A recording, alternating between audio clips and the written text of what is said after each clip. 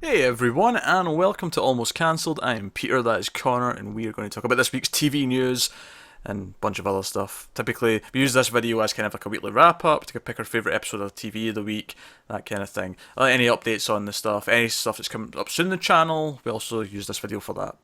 But the main things in news, there wasn't much that happened this week in terms of new things or anything ending. It's pretty much just straightforward. There's simple week, but we've got some stuff changing next week though. I'll tell you about that at the end of the show. But no, so news. That was it. That was probably the quickest what happened this week on the channel. I'm going. Are you sure? Because I feel like something must have happened. But No, I mean obviously we had shows to do and we had all that, but there was nothing well, began. yeah, that's what I mean. But it feels like it's been so long since there's been nothing that I was just like, "Are you sure?" Except the quiet week, I guess. Yeah, yeah. I guess. Well, I mean, technically we did start leftovers on already cancelled for patrons, but the YouTube folk will get that this coming week. So, Yeah. Hey. All right, let's get to some news then. So first up, we have the official cancellation of 24 Legacy from Fox. Fine. Yeah, I'm cool with that. They did say though that they are looking into new versions of the format, maybe even implying that there'll be an anthology style thing going forward with the real time element. Makes sense. They like the brand. They like the gimmick. Whatever with that story, those characters didn't resonate. Yeah, well, which I guess could work. I mean, I think some people take away from that season we just got at that show that maybe the reason why it worked before, beyond maybe better writing, was Kiefer Sutherland. It was the main star, Yeah. the center of it, who sort of gave it away. I mean, that's the thing. It's not to say that can't be done again. You can get. That's true. I mean, if they get the right actor, the right writing, then they could do it again. I But think Liam Neeson is primed for a TV show. yeah, but if you didn't do Taken in a little bit part. Taken 4, 24 hours. Be down. Do the season. I, Do the season. honestly, Taken. they put Liam Neeson in any TV show, I'm gonna watch it. Probably it could be about synchronized swimming, and he's the coach. I'd still watch it because it's Liam Neeson. Exactly. That said, though, I've never actually made a point of watching Taken 2 and 3 because I've heard nothing but atrocious things. So I never. Well, made yeah, the but I'm effort. sure he's still fine. I'm sure he is. I have seen that one clip though of a stuntman jumping over. It's meant to be him, right? But it's a Right. stuntman, and he's like climbing over like a chain link fence, and there's something like 22 cuts for this simple jump over it. It is atrociously edited to hide the fact that whoever was doing it, or maybe the director just didn't know how to direct like a simple little action movement, Yeah, but it's like 22 shots in the space that's of like pretty 5 awful. Yeah. seconds. But yeah, suddenly we're talking about Taken. That's how much we care about 24 Legacy. Speaking of cancellations, we talked about, I had last week or the week before, Sense8 got cancelled on Netflix, and I actually added this at the last minute. This is technically not news. This isn't news, but I saw this and I wanted to put this out because I kind of respect Netflix for this. Basically, since Sense8 got cancelled and we talked about how it ended on a cliffhanger, not that either of us watched it, but we knew it had and we knew it pissed Yeah. off fans. It's understandable, it's relatable. There was petitions, there was hashtags, save Sense8, All the renew usual. Sense8, the usual things. Do you know what? Normally I would say don't bother, but we just saw what happened with Timeless, so it Exactly. can work. Exactly, it can happen. And Netflix responded basically saying, no, it's not happening. But I'm going to read the statement because I like that they addressed it and said, we hear you, but here it is, here it is. To our Sense8 family, we've seen the petitions, we've read the messages, we know you want to hashtag renew Sense8, and we wish we could bring back Sense8 for you too. The reason we've taken so long to get back to you is because we've thought long and hard at Netflix to try and make it work, but unfortunately we just can't. Thank you for watching. Hope you'll stay close with your cluster around the world. Hashtag Sense8s forever. And when I say Sense8s, it's actually written out ATES. It's not the number 8 in that sentence. Sense8s. Apparently that's the name for the Sense8 fans. Is Sense8s. Right, okay. Or Sense8s. Yeah. I like that. I like that they say, look, we really thought about it, but we're letting you know there's no hope. So just Stop it. Yeah. well, even just stop it. Well, yeah, but just, don't waste your time, really, Yeah. is what they're saying. It feels honest to me, this statement, and I appreciate that. Yeah. Do you know what I'm finding weird? Because obviously this is probably the first big cancellation, like actual cancellation that Netflix has done that people really care about. Yeah, I don't remember many broken hearts after Hemlock Grove or Or even like the Get Down. yeah, Like, even the Get Down. Yeah, no one really cared. This one, people do care about. And I'm seeing a weird mixture of reactions online. Like I'm seeing some people say they are not getting invested in any more Netflix shows now when they launch because up till now they thought that Netflix they thought that they were safe with Netflix, that they would never not get an ending. They thought that Netflix was always going to give them an ending, so they were always going to get a complete story. But now Netflix has cancelled this. They're saying they're not guaranteed an ending, so they're not going to get invested in their shows. What? I I assume this person only watches TV once it's finished. to be fair, I used to do that a lot with stuff. Not with everything, but I used to wait until at least stuff was a couple of seasons in, so I knew there was like a it I wasn't like might a wait. one and I done. might wait till it was on season two. Yeah, But this implies, like like there's a risk with pretty much every TV show. but it's weird to have that thought with Netflix now, given that they have very. I mean, this is the first things. If they go on a complete spree cancelling things left and right with lots of shows not getting endings, then you can worry. At this point, I don't think there's any reason to Yeah, think. this is the exception. And honestly, like I've seen a lot about this Sense8 cancellation, a lot about what it means, and I think it cost a lot of money. What were they saying it means? Like what Just sort of things? because it was the most diverse show, people were worried that this was Netflix backing away from diversity and things like that. And the show cost a shit ton of money. They also just launched Dear White People. It's not like they're completely shying Yeah, away. that's the thing. Like, yeah, be sad you've lost your show, and be sad that maybe it was the most diverse show. I never watched it, so I don't actually know. Oh, it was. But To put it in perspective, there was a transgender character played by a transgender actor, and it was directed by transgender directors. okay, fair enough.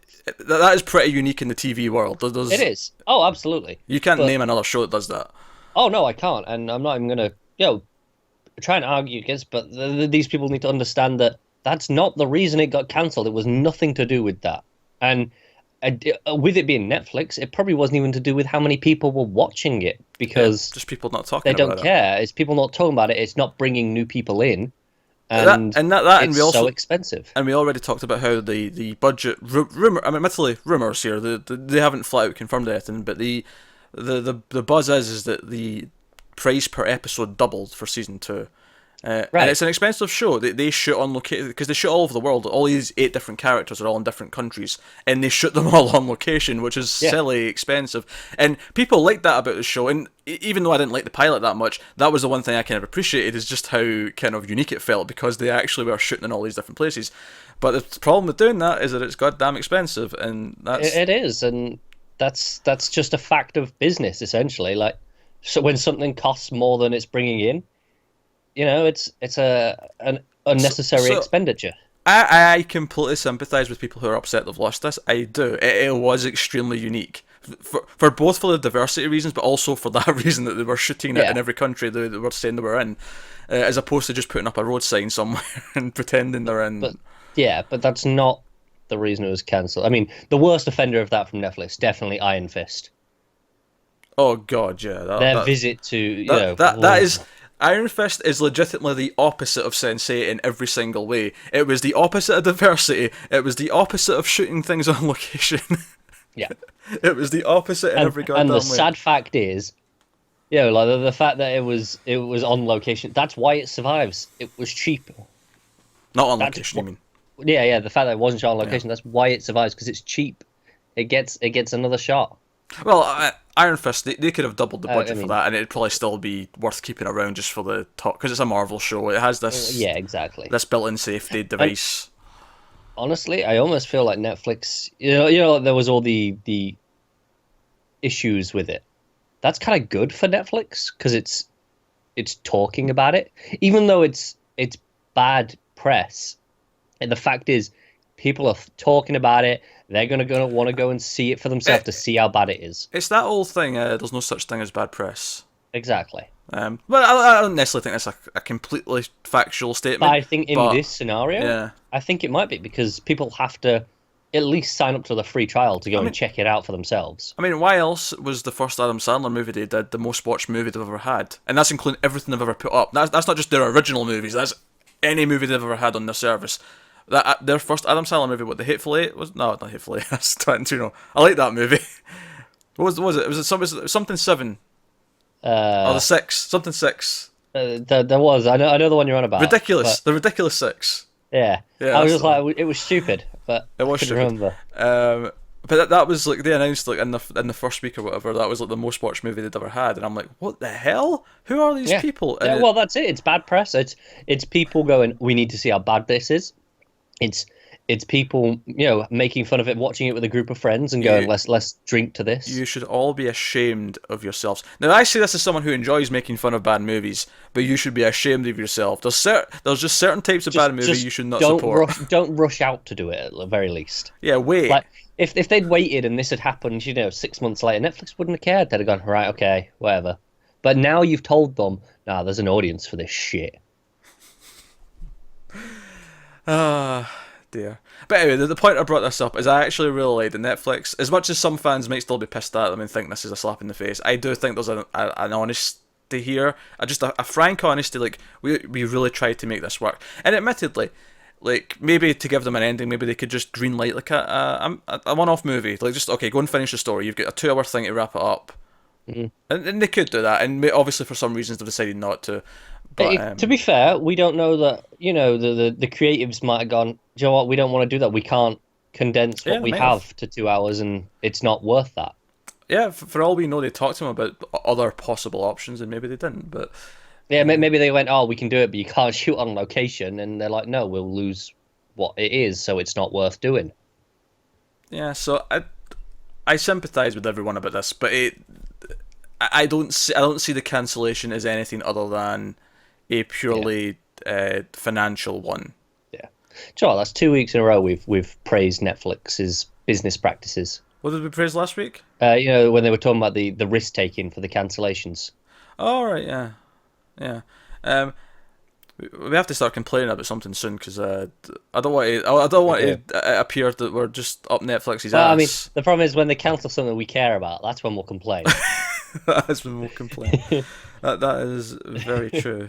I do feel that we're kind of very mellow about cancellations. We're always upset when a show we like is cancelled, but we kind of typically understand why. They haven't hit me hard yet. Like I feel like it's been a while since one really stung. The one that was probably worse was Quarry, but again, it was a case of I know there weren't people watching it. I get why they've cancelled this. And that had a reasonably rounded ending where you could still leave it there and it didn't feel unsatisfying. Yeah, yeah. It's been a while since I've felt the Firefly. Like, Yeah, it's been a while since it's been anything past its first season. Like, the first season cancellations you're always kind of half expecting. yeah.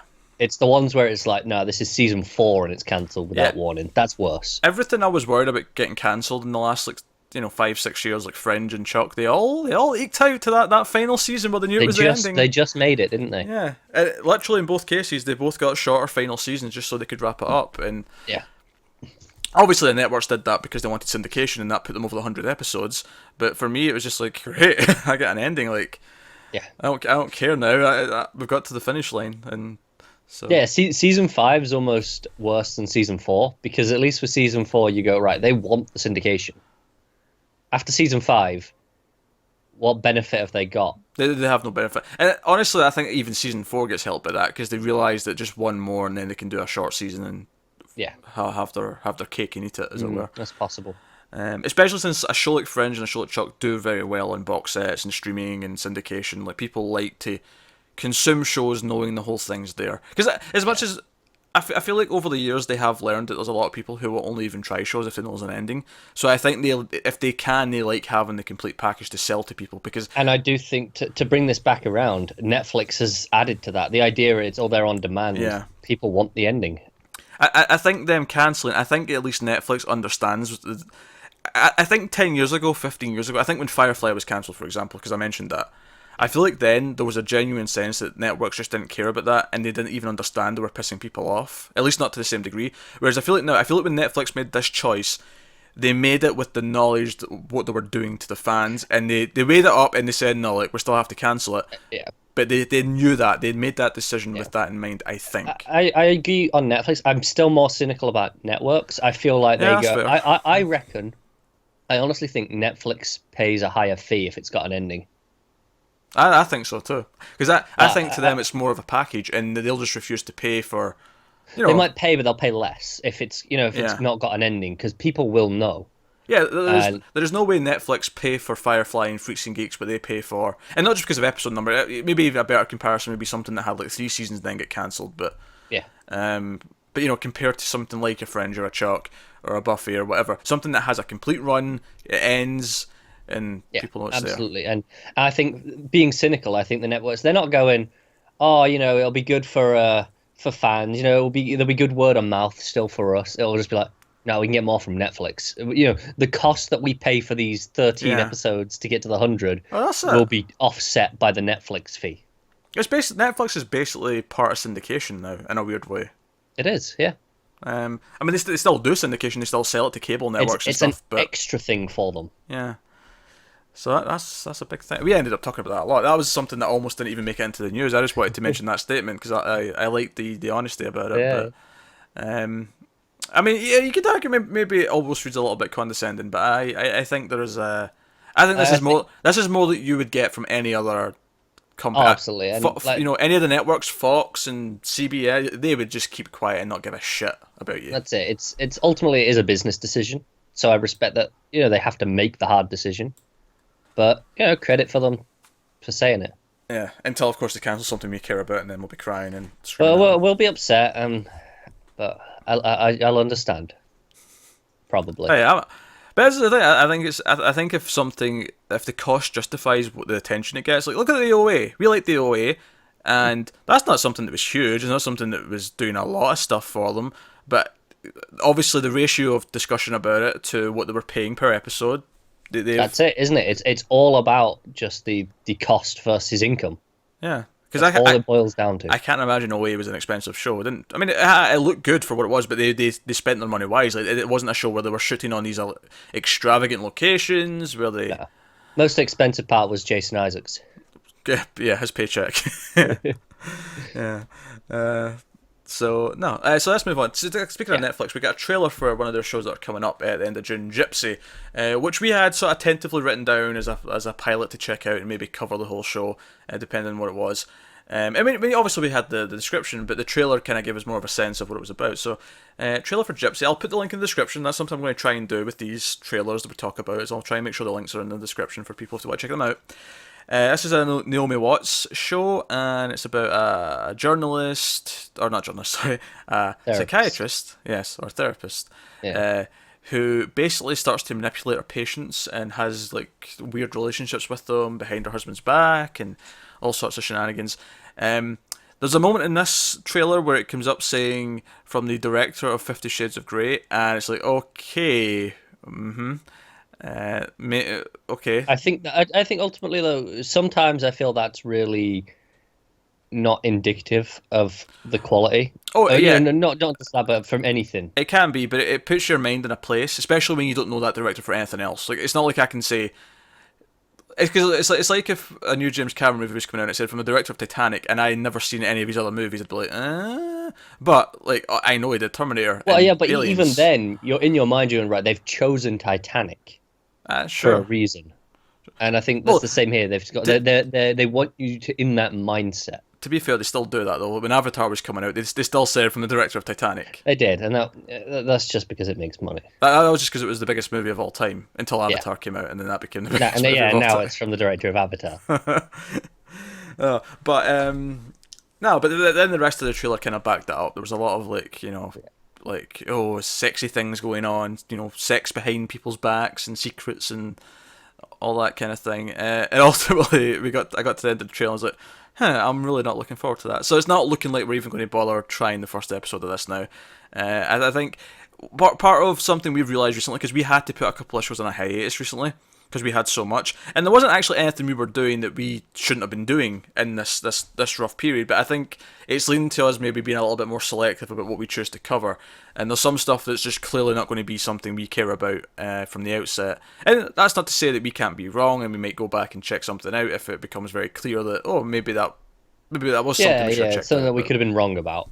But we have to try and predict these to a varying degree, so it doesn't look like we're going to bother trying Gypsy. It does come the week after Glow, which we will, or at least I'll be trying with possibly, I guess, because Connor's not feeling it. But the week after that, though, the week after this one airs, which this is one at the end of June, we have the Castlevania animated series, so there's Netflix content to... Yeah, and we've got that Ozark coming not long after that. Yeah, that's a couple of weeks after Castlevania. We've still got Netflix content that we're looking forward to. They're still... Well, that's the thing. They have an original show coming out now almost every week. Yeah, it's incredible. And that's why we just can't cover all of them. So we have to go, no, maybe this one isn't for us. Yeah, and... Yeah. And that's, I mean, that's kind of it, isn't it? Like, to go to Netflix, they have such a wide variety of customers that they have to do something for everyone, that no one's going to like all of it. No, that makes sense. So that's Gypsy. I mean, it looks, if you're into this kind of story, it looks like high enough production quality. Yeah, that's it. It's like, okay, Netflix has spent money on it again. Whatever they've spent, probably not as much as Sense8 because it's in a room, but. Yeah, it's in an office. It looks good technically. Yeah, it's in an office. It's in a house. It's maybe in I think it was a dance club scene I could see. Yeah. Nothing extravagant. No, Naomi Watts' paycheck again is probably the most expensive part of the show. I'd be surprised if it wasn't, honestly. But the good thing about that is that's one of those costs that gets spread out for this, because she'll be a regular. She'll just be paid for the season rather than per episode. Yeah. I mean, she'll have a per episode number, but. Because it's worked out at the start of the show, that's like one of the core costs immediately. Yeah. Alright, so next up, quick thing, CW announced all the premiere dates for all the shows that we care about in the fall. It's actually quite easy. They all come back the week beginning October 9th. It's kind of the week I was expecting it. Yeah, it makes sense. It's kind of normal. It's typically where they are, and I'm fine with that. We went over what the schedule was a week or two ago, but I just did remind you, Supergirl is still on the Monday, we have Flash and Legends on the Tuesday, Wednesday has Riverdale now, and Arrow's now on Thursdays. But yeah, week starting October 9th is when they all come back in the fall. Yeah. So, cool. But speaking of CW, we got to get some Legends of Tomorrow news this week, some casting. We've got a new character, a new regular for Season 3. Tala Ash has joined the show. She's going to play Zari Adriana Tomaz, and she's going to be a new member on the ship, on the Wave Rider. And it's funny here because they do mention like where like she basically became Isis in the comics world, in DC Comics. There's been a couple of different versions of her. There was a TV show back in the 70s, which was just called that. I feel like the character here is more based off the 52 version of the character. Where that's the one I'm familiar with. Yeah, she started as a normal person whose name was Adriana Tomaz, whereas in the show they've added Zari at the start of this, but Adriana Tomaz is still a name here. So even just from a name point of view, it seems like they're going more based on that. And just the idea that she seems to start off as a normal person. In that comic, she was a sort of journalist activist who cared about people. Here it sounds like they've kind of 21st century up a little bit, and she's a hacktivist, is what they're saying, which admittedly makes me roll my eyes a little bit. But she apparently has a deep connection with an ancient power from the god of Isis. So clearly, and I don't think anyone's going to complain about this because it completely makes sense. I do not think for a second that they're actually just going to call her Isis when she gets her power. I think she'll be Adriana the entire time. They'll mention it when they talk about where her power comes from, and they say, oh, it comes from the god of Isis, from Egypt and stuff. When they discover that, I'm sure they'll mention it there. Otherwise, I feel like that word is going to be not on the tongues. It's kind of sad that that's kind of happened, because I think it was, I didn't watch it, I think it was Downton Abbey that had a dog called Isis. And then when it got to that season, they had to kill the dog in the show. Because they were like, no, we can't have that around. That's so dark. I know. Yeah. I can't blame them though. I get it. It makes sense. It's bad branding almost at this point for them to have that in there. I think it's fine when they're saying, "Oh, the power comes from this Egyptian god," and they name it there because it's in context. It's in the sentence. You say the Egyptian god, and then you say the word. Yeah. Whereas I feel like if you just have characters go, "Hey Isis," like it just Doesn't look good, does it? I don't even think I want to hear that. Like, Yeah. keep that out of my superhero show. So, no, that's fair enough. I did find it interesting in the description. I don't know if you got this there. It said that she's from like 2030, near Yeah, future. that was the other part. Yeah, she's from 2030 who lives in a world of contradictions. Technology has brought about incredible change in her future, but too bad human nature hasn't kept the pace. Which would make me think, I mean, that means in present day she'll be, I mean, I don't know what age, she looks about mid-20s, the actress, so she'll be about 10 or something like that just now. Yeah, Um, I can see that'll be an episode. a plot for an episode there. Yeah, Yeah, we'll see her younger self. She'll encounter herself, which is interesting. So that's a new spin. That's, I mean, I've never heard of her coming from the future, so that's new. Obviously, the other thing we've not mentioned here, of course, is that she is related to the Marvel family. And when I say Marvel family, I'm talking Captain Marvel from DC, not Captain Marvel from Marvel. also known as Shazam. But his name's Captain Marvel. Yeah, but not anymore. And it existed, and he was called Captain Marvel long before that stupid company named theirs, so they can shove it. But no, I kid. I don't actually care that much. Shazam's fine as a name. But no, she's more related to Black Adam, who's the villain from Captain Marvel, but or from Shazam.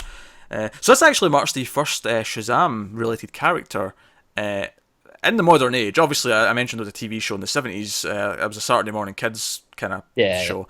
But certainly this is the first live action, ever since we started having shared universes and all that kind of thing. This is a Shazam related character in the Arrowverse. This is kind of cool. Yeah, Kind of weird, it's but great. cool. I'm looking forward to it. I think it's interesting that she's from the future because obviously the last edition was from the past, like last season. Yeah, so I think that'll be interesting. Yeah. We spoke about diversity earlier. We're talking about this show getting a bit more diverse. Yeah, I mean it's been fairly diverse since the start. Oh, it has been. Each season, both the editions have been more diverse again. Well, Nate, who's another generic looking white dude, but he's a fun character. Yeah, so I kind of forgot about him when I said that. To be honest, yeah, you were thinking of Vixen. I was. Yeah. The more notable of the two editions. Well, I mean, like both of them, but I mean, I do as well. But yeah, so no, that's cool. It brings maybe a little bit of the magic world into the show as well, which maybe opens up some avenues. I wonder if one of your favourites, Dr. Fate, might end up making an appearance at some point. Only, I mean, because if they end up having Hawk Girl back at some point, like the Hawk Girl and that would be a way to tie her back into the show, because she starts discovering her past and she realises it's connected to ancient Egypt. So we have Hawk Girl show up, and I think they'll be allowed as well, because I mean, I know it's slightly different, but when they did the Constantine show on NBC, they did have the Fate helmet in there, but obviously they have to go through Jeff Johns for every little Easter egg like that in all these shows, and he made a point of saying, no, if there's an Easter egg there, it's on the table at one point. Yeah, no, I don't see why he would, especially since he likes that character, because obviously he was a big part of 52, and that's cool. That makes sense. All right, next up, Jennifer Connelly has been added to the cast of Snowpiercer, the TNT TV show. Oh, I forgot that was coming. You forgot that was a thing, didn't you? I did. So a small description of the show again, then a description of who she's playing. Set in a world after the world's become a frozen wasteland, the remnants of humanity now inhabit a gigantic, perpetually moving train that circles the globe. Jennifer Connelly is going to play Melanie Cavill, a first-class passenger who works as the voice of the train, responsible for making daily announcements over the PA system. Though many of her in her VIP position are dismissive of the lower-class passengers, Melanie has a curiosity and a fascination of them. Easy paycheck. If it's a lot of it'll be voiceover and then a few little bits here and there. Yeah, a lot of it will be. I still think we'll see her, but yeah. I don't mean it will be all that, but I mean, I think a bulk of her work will be voiceover stuff by that description. I feel like you may see her more than you think you will. I'm happy for them to prove me wrong. Because I feel like if you've got a TV show, I feel like we're going to see her side of things a little bit as well. That's true. Like on her side of the PA system. Yeah, that's possible. So I think we will. I think that's why you cast someone like Jennifer Connelly, who's a name, but at the same time, she's not exactly huge these days, so I completely buy that she's ready to start taking on... Yeah, I mean, what's she been doing lately? Plus, they do use the word star, so it sounds like she's going to be one of the main regulars. That's fair. So makes sense. Yeah, it's been a while since I've seen her in anything actually. I can't remember the last time I saw her. I genuinely can't. It's been a while. All right, HBO's put in development Brown Girls, which is a comedy series. It's based on a web series that started earlier this year. The people behind the series, writer Femita Ashgar and director Samantha Bailey, are both involved in the show. Brown Girls centers on a queer Pakistani American writer and a commitment-phobic Black American musician who rely on their friendship and sisterhood as they try to rise above the lives of messiness in pursuit of their dreams. This is interesting. The title did sound vaguely familiar, and there's a little note here at the end that says, the project is not related to the freeform comedy pilot of the same name. So obviously we've mentioned that at some point in the news, and that's why the name stuck out to me. I've not seen the web series. It sounds like a decent idea for a comedy. Yeah, it sounds fine. I mean, whether or not it's funny is a different question. Again, execution's kind of the thing. We say that's a lot of comedies. I find with... I've not found a HBO comedy yet that I really love. I mean, I don't know what it is. Well, hold on a minute now. Curb Your Enthusiasm does exist. That's not... Yeah, but again... That's your shit taste talking.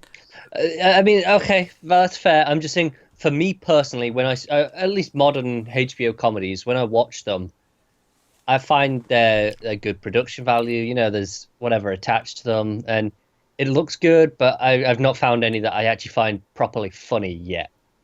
And, yeah, that's just a concern for me when I hear HBO comedy now. Could be pretty good. And that's for Curb fans, because you'll get that reference. I figured it was just from the way you were saying it. I was like, I get what you're doing. I'm not going to give you the satisfaction.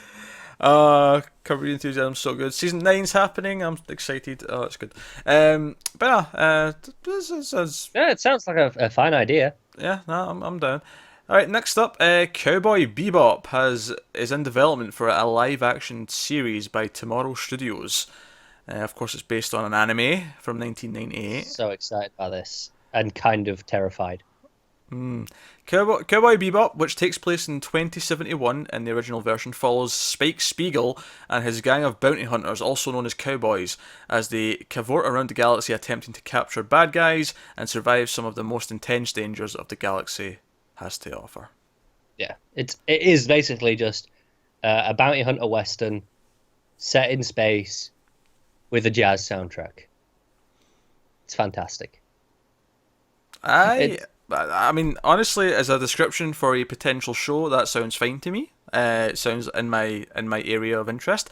I've never seen the original show. People often say, "I know you don't like anime, Peter, but you got to watch Cowboy Bebop." Well, no, I get that. It's because it's very un-anime as to what you think of as anime. It's very just traditional storytelling in the sense of here's the bounty hunters going on an adventure this week. That's mostly what it is until it kind of reaches the end of the season, and then there's some overarching stuff that comes in. That said, you did once send me a link to the opening intro sequence because you're like, oh, you got to hear the theme music. Best opening theme of all time. Didn't do it for me. It's fantastic. I'm not into jazz. I'm sorry. Scooby-Doo's got a better opening theme song. Such a dick. Nice little catchy tune. I can sing along to it every time it plays. It's great. I can do that with Cowboy Bebop. Well, but I mean, I'm a little bit terrified because obviously it's such a, whenever they do something that's so iconic and has its own thing, whenever they remake it, there's always concerns with anything, isn't there? Especially when it's something that you like already. Well, I'm a clean slate for this one, so they can do whatever they want to it, and if it's good, it's good. If it's bad, it's bad. I mean, don't know. I hope it's good. The concept is so easy for them to do right if they do it. Like it's at its core, it's a very simple show, so there's no reason for them to screw it up. I have a question. Yeah. Where does the word bebop come from in the title? It's a jazz term. Ah. It's a type of jazz music. So they're probably going to keep the jazz then when they... I would expect so. No. I'm willing to try it, alright? I'm willing to try it, but... I mean, it's a sci-fi western. Of course you're going to be down to try it at the least. I mean, I'm sure we know Firefly, which... I've already mentioned Firefly in this episode. Yeah, but... I know. This is... normally I give you shit for, your Whedon references, but annoyingly... Those ones have been... The Buffy one, when you were talking about, the complete shows on Netflix, that was a bit extraneous. What? I was giving an example of a complete show. Yeah. I know you were. Is Buffy the Vampire Slayer not a complete show? Yes, it is. Yes, it is. I know it is. But you'd already given a couple of others. You just had to throw in Buffy. Well, no, and I was like, I'll let it slide. I'd already mentioned Fringe and Chuck in a previous sentence, so I wanted to show that it was more than just those two, to show that I had a wider overview of real wide. Let's go back to Whedon. of the shows that I can recommend at the drop of a hat. Buffy the Vampire Slayer was the next thing that came to mind. Well, I let that one slide, but now we're back on the topic again. I'll tell you something I'm interested in. Go on. This next new show in development. Okay. I'd argue this is more of a casting bit of news here with this one, but Julia Roberts is in talks to star in Homecoming. And you're going, why are you excited about this? What's Homecoming? Have we talked about this before? Do you like Julia Roberts? Look, are you a Julia Roberts fan? That's what I mean. I mean, she's fine, do run, but I didn't see you having a big, massive thing for going, oh, that's a selling point. It's not a selling point. The showrunner's a selling point. We haven't talked about this show before, have we? We had talked about maybe things being in development, and we might have mentioned the name, but not enough that you'd remember it. But it's the showrunner that has me intrigued. Go on. Sam Esmail. Ooh. Yeah. Now you're interested. Interest is piqued. Yeah, he's sitting up now. Homecoming is an adaptation of the fictional podcast of the same name from Gimlet Media. Or Gimli, maybe that's a word that could be a silent T at the end. Which launched this past November. The podcast is about staffers at a secret government agency where some are desperate to rejoin civilian life. Esmail is going to do the shit out of this, and I'm written by Esmail, the political thriller centres on a caseworker at a secret government facility, her supervisor, and a soldier. And Julia Roberts is in talks to play the caseworker. It sounds like such a perfect thing for Esmail. It does. I am all in, all aboard. Yep. I need no more information. And I was like, I'm watching this show. Screw your Cowboy Bebop. Give me the Esmail show. Honestly, I'm more excited about this because as much as I love Cowboy Bebop, I have nothing to go on the expectations for the new version. Of course. I like the premise, but they haven't given me any reason to go, oh, this is going to be great. This, you've given me a good premise and a name that I love. So, yeah. Next up, Freeform has officially given a pilot order to Misfits, which is obviously a reboot, remake, reimagining, whatever you want to call it, of the British show of the same name. Misfits revolves around a group of young offenders in a community service program who develop supernatural powers after being hit by a mysterious electrical storm. Sure. Do you know what? Freeform seems perfect for the remake channel for this. Did you ever watch Misfits? Nah, never seen it. Didn't appeal to me. I watched it. I didn't really like it very much. I watched the first season. It was only like 6 episodes or whatever. I watched the first season, and it's a lot edgier, more adult-themed than I would expect on Freeform. Oh, sure. This feels like it'll probably be very toned down. It'll be toned down. It'll be, it'll play in the teenage, like, people with powers drama thing. Yeah. Because the thing with Misfits, it was like, they're all teenagers, but there was like, so they were all very damaged individuals. I have tried enough to Freeform to know to avoid this like the plague. Honestly, Cloak and Dagger will get a pass because it's a Marvel thing, and we just by default will try new Marvel and DC things. But and obviously your Mermaid show that I know you're hyped about. I won't deny you the We've pleasure. We've got to do it. But nothing about this makes me want to watch this. Even though on a different network, that description, a group of young people get superpowers on almost any other channel, I'd be like, oh yeah, let's give this a try. Yeah, it's why I watched the original. I gave it a try because I wanted it to be great. Because obviously, like you say, that description speaks to you, doesn't it? Yeah. On Freeform though, yeah. On CBS, So. Last up in the news then this week, Cinemax has given a 10-episode straight-to-series order for Warrior, which isn't Quarry. Which isn't Quarry, which is a problem. It's a drama that's inspired by an idea that Bruce Lee had. Interesting. Okay. Warrior is an action series set against the backdrop of the Tong Wars of San Francisco's Chinatown in the second half of the 19th century. Didn't expect me to go there, did you? I didn't, but I'm intrigued. It tells the story of Sam, a martial arts prodigy who immigrates from China to San Francisco and becomes a hatchet man for one of Chinatown's most powerful organised crime families. So, second half of the 19th century, Chinatown, Triad Wars. Cinemax has the budget to pull this off. Possibly. I'm intrigued. I'm not completely jumping in with 2 feet of hype. I like what it is. I like the idea. Yes. And I think this could be excellent. It could be. Into the Badlands could have also been excellent, and it's boring as hell. Oh yeah, that's mean. But if you'd given me at the time the description for Into the Badlands. Oh sure, yeah. But when I actually watched the show, I got to episode 2, and I was like, no, this is just dragging its feet. It had no sense of pacing to it. I think I got to 3 just out of desperation for it to be good, because it should be good. And it didn't help that it was basically like a bad version of the Lazarus comic book that I like a lot. So yeah, it's true. But I like what this is saying, and I'm hopeful. Yeah, I kind of wish the title was a bit less generic though. Yeah, especially since there was a movie called Warrior just a few years ago. Yeah, I thought this was gonna. When you said that, I thought it was gonna be connected to that, like just another TV remake, because, well, I mean, it wouldn't really be surprising, would it? It would not. No, I mean, I get why they've picked that name. It works, but I mean, they might change it. They might. But even just putting another word in front of it. Yeah. I don't know, Chinatown Warrior. Or, I mean, maybe they wanted to stay away from anything that sounds gimmicky like that, I guess. But probably. Hatchet Man. Hatchet Man would have been great. Oh, it would have been pretty good, actually. Call it Hatchet Man. That sounds good. But there you go. I agree with that. That's the news. Oh, is that it? That's the news, yeah, that's what's done. So that leads us to picking our favourite episode of TV of the week. And do you know, Joe, I feel like we're going to be a surprise here, because I've got a surprise. You haven't. You're going to go... Don't ever look at me and say, I've got a surprise. I don't like it. It makes me feel uncomfortable. I'm saying, the surprise is, I'm not picking Twin Peaks this week. Here's the thing. Fargo this week, had it continued with what the first half of the episode was, might have stood a chance for me. It might have. And I want to commend it, because it was the best episode of the season. It was really good.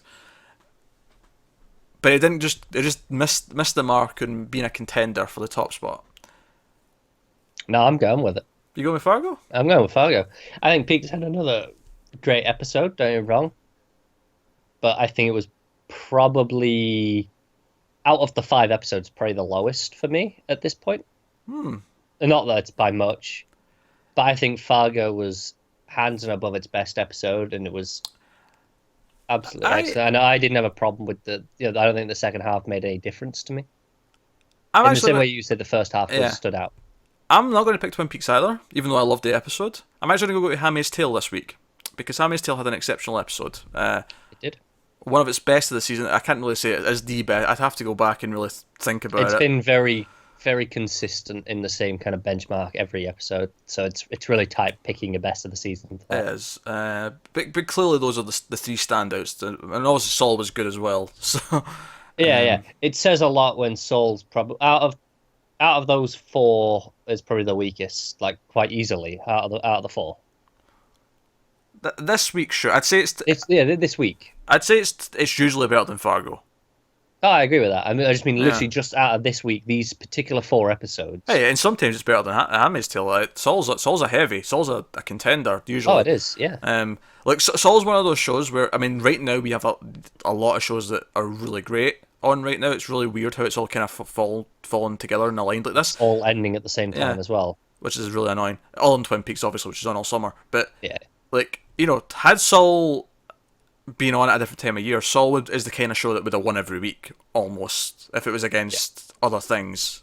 Which is what I'm saying by that, because it really is that kind of show. It is. But no, so there you go. Great week of TV, obviously, since we just kind of sat there. Yeah. Maybe not all that much TV this week, but quality over quantity. Yeah, what was there was great. Quality over quantity, I always say.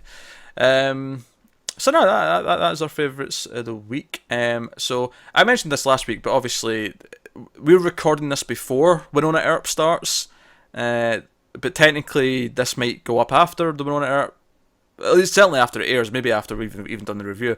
But so that's like a new thing coming this weekend, certainly, because we record this on a Friday. So but so that's coming. Also coming next week is another sci-fi show, a pilot called Blood Drive, about cars that run on human blood.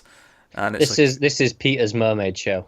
It is my mermaid show. It's a grindhouse inspired, silly, schlocky thing, and I might end up loving this. I can't deny it does look better than mermaid show. It does. I'm not going to argue that, but I mean, it could easily feel like it's trying too hard and just come off as lame. That's the thing. Like, the trailer was excellent, but Yeah. it might just because you're only getting a small dose of it. There's a chance that when they spread it over a full episode, that it doesn't work. But there's also a chance it could be exactly what I want from it. It's possible, and it's hard to say until we see it. So, but we're hoping for the best with that one. I believe that is on Wednesday. Wednesday, I think. Yes, Wednesday. So look out for a review of the pilot at the very least this week. So there you go. So that's things. We did also, I mentioned at the start of the show, but we do have the already cancelled. Obviously, Star Trek's every week. You can keep expecting that, obviously. But Leftovers, we're starting that for the summer. I mentioned it last week as well, but that is coming this week on YouTube. Obviously, patrons get it a week early. So the first two for them already, because we're doing 2 a week. By the time the first one goes up on YouTube for everyone else, but that'll be coming midweek. So look forward to that. But there you go, which leads me on nicely, I guess, to some other things that I can plug. So I mentioned Patreon there. You can support the channel on Patreon at patreon.com/MailFuzzTV. Obviously, I mentioned some bonuses there. Other bonuses, I want to mention these ones here in the news. The votes for the movie shows. I thought I'd... Yeah, we don't really talk about the movie stuff as much on here, We because don't. obviously this is the TV video, but we kind of treat it as the channel. And yeah, we did, in general, we did the Wonder Woman movie review this week. Yeah. So I think it's worth mentioning that both Influx, 1.21 Influx and Screams After Midnight, every month we have a vote on Patreon for the $5 tiers, where the patrons get to vote on a movie for each of those for a bonus episode. And the voting for July is up. Throughout the whole month of June, the votes are up to pick the movies for those two for July. So I just thought I'd mention that and tell you what the votes are for this month, for next month's bonus movie. For Screams After Midnight, the horror movie show, the theme of the vote is summer. So the 4 movies up for option are I Know What You Did Last Summer, The Original Piranha, Madman, and Tourist Trap. So you can vote on that if you care about horror movies if you're on Patreon. And then the 4 movies for 1.21 Influx are Christopher Nolan movies, because it's the bonus episode will be sort of timed nicely with Dunkirk, which is his new film coming out next month. So the options are Memento, Following, Insomnia, and The Prestige. So if you sound like you want to, if you enjoy the movie reviews as well, if you watch them, if you haven't watched them, check them out. Influx is me and Connor, so if you like us as a pair. What have we got this week? Is Planet of the Apes coming for the YouTube this week? Planet of the Apes is coming up, this week for the public. Yeah. Obviously, for the $1 again on Patreon, you get all these the week early. Yeah, the $1 tier, which is obviously the lowest tier, is all the early access to the Influxes, the already cancelled, and the Tales from the Crypt reviews that I do with Tim for Screams. So check all that stuff out if you want to. But obviously you can support the channel as well by liking, subscribing, letting us know what you think of any of the news in the comments below, all that kind of stuff. Get us on Twitter at mailed_fuzz for channel updates. Individual Twitters are on screen, but that is us. So thank you once again for watching, guys. We'll see you next time. Have you got any vanilla?